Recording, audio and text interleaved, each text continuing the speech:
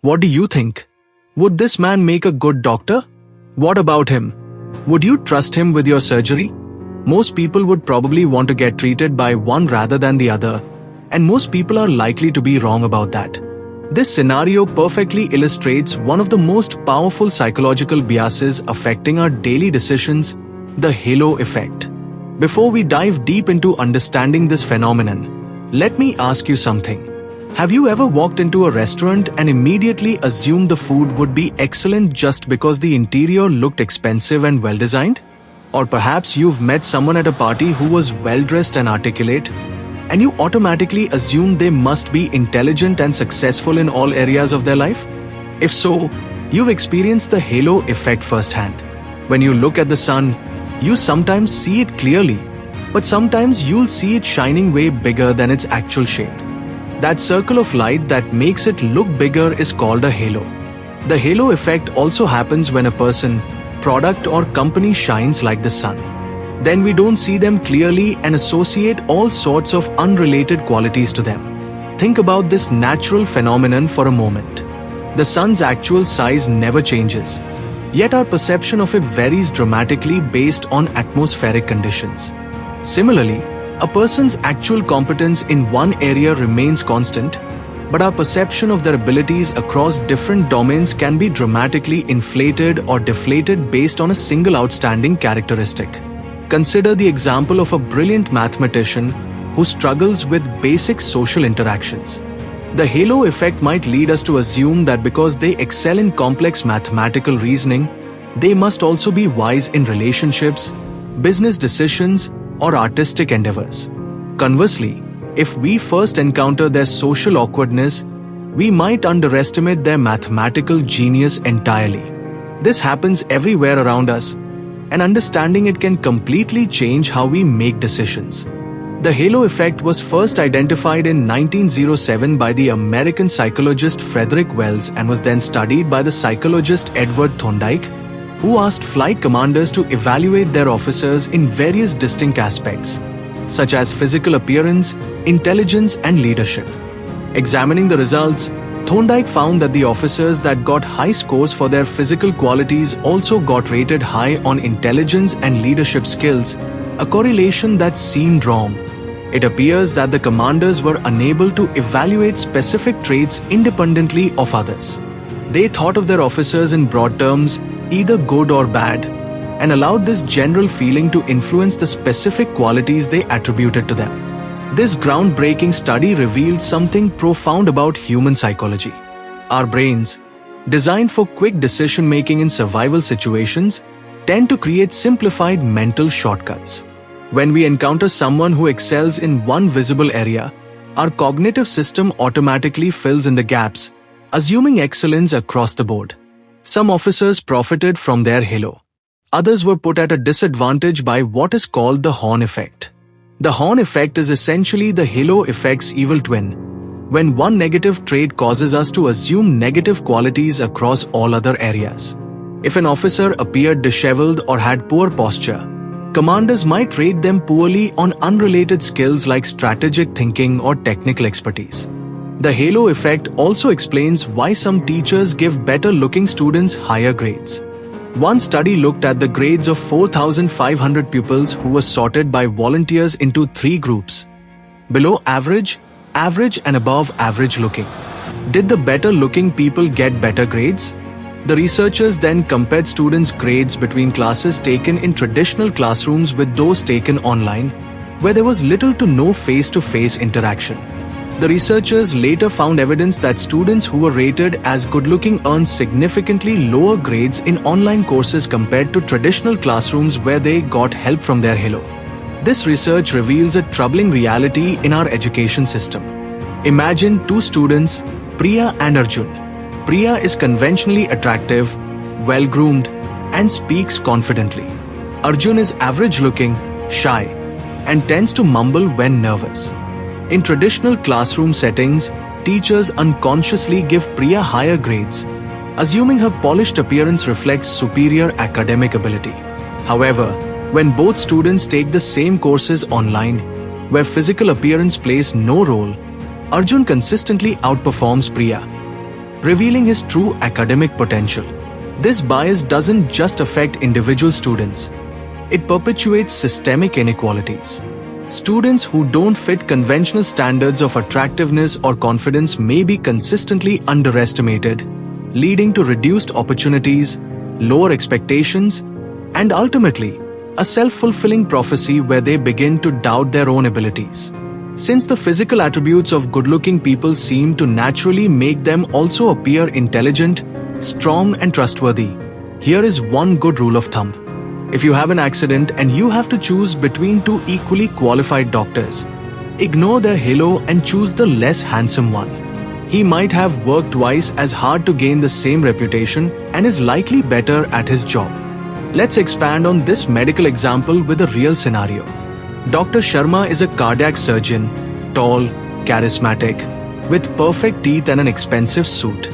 Dr. Patel is shorter, speaks with a slight accent, and wears simple clothes. Both have identical qualifications and experience. However, Dr. Patel, having faced unconscious bias throughout his career, has had to prove himself repeatedly through exceptional performance.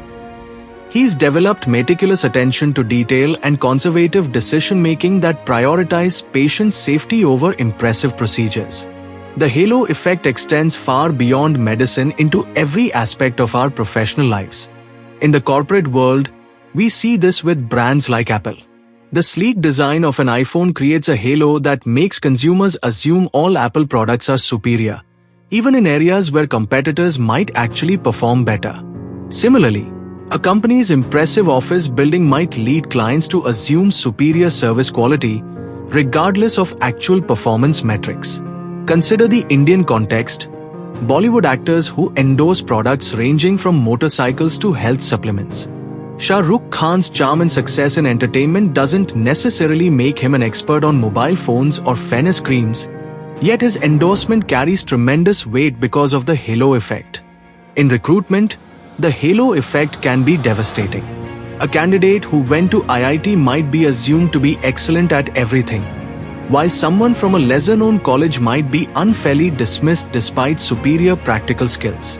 I've seen hiring managers become impressed by a candidate's confident handshake and articulate speech, then rate them higher on technical skills they haven't even demonstrated. Similarly, in performance reviews, an employee who excels at presentations might be rated highly on teamwork and problem-solving abilities, even when evidence suggests otherwise. The reverse is equally problematic. A brilliant programmer who struggles with public speaking might be passed over for promotions because their technical genius is overshadowed by their communication anxiety. The halo effect has particularly complex implications in Indian society, where factors like family background, accent, English speaking ability, and even skin tone can create powerful halos or horns. A candidate who speaks fluent English with an American accent might be assumed to be more competent than someone who speaks excellent Hindi or regional languages but struggles with English pronunciation. This bias becomes even more pronounced when we consider regional differences. Someone from Mumbai or Delhi might automatically seem more sophisticated and capable to certain audiences than equally qualified individuals from smaller cities, purely based on cultural stereotypes and the halo of metropolitan association. What do you think? Do you think it is possible to avoid the halo effect at work, in school, or in public life? And what about other credentials that may signal success? The answer is both yes and no.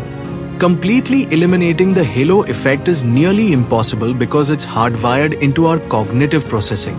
However, we can develop awareness and implement systems to minimize its impact. First, we must recognize that the halo effect operates unconsciously. Simply knowing about it isn't enough. We need deliberate strategies. In hiring, this means structured interviews that evaluate specific competencies independently. Instead of forming an overall impression and rating all qualities based on that impression, we must force ourselves to compartmentalize our evaluation. Second, we need diverse perspectives. When making important decisions, involve people with different backgrounds and viewpoints. What creates a positive halo for one person might be neutral or even negative for another. Third, focus on behavioral evidence rather than impressions. Instead of asking, "Does this person seem intelligent?" ask, "Can this person solve complex problems?" And then test that specific ability with concrete examples. Fourth, implement blind evaluation processes wherever possible. Just as the online versus classroom study revealed true academic performance when appearance was removed, we can design systems that evaluate merit while minimizing irrelevant factors. The halo effect isn't just an interesting psychological curiosity. It's a powerful force shaping decisions in education, healthcare, business, and relationships every single day. Understanding it empowers us to make more objective, fair, and ultimately better decisions. As you go through your week, challenge yourself to notice when you might be falling prey to the halo effect. When you meet someone new, try to evaluate their different qualities independently. When making purchasing decisions, separate your impression of a brand's marketing from the actual product quality. Most importantly, consider how you might be unconsciously affected by others' halo effects, both positively and negatively. Are you working harder to prove yourself because you don't fit certain stereotypical expectations? Or are you perhaps coasting on advantages that don't actually reflect your true capabilities? Please share your thoughts and ideas in the comments below. Have you noticed the halo effect in your own life? What strategies have you found effective for making more objective judgments? The halo effect reminds us that perception is not reality, and the most important judgments we make deserve our most careful, deliberate thought rather than our quickest, most instinctive responses.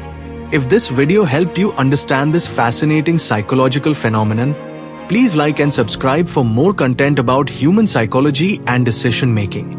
Until next time, remember to look beyond the halo and see people and situations for what they truly are.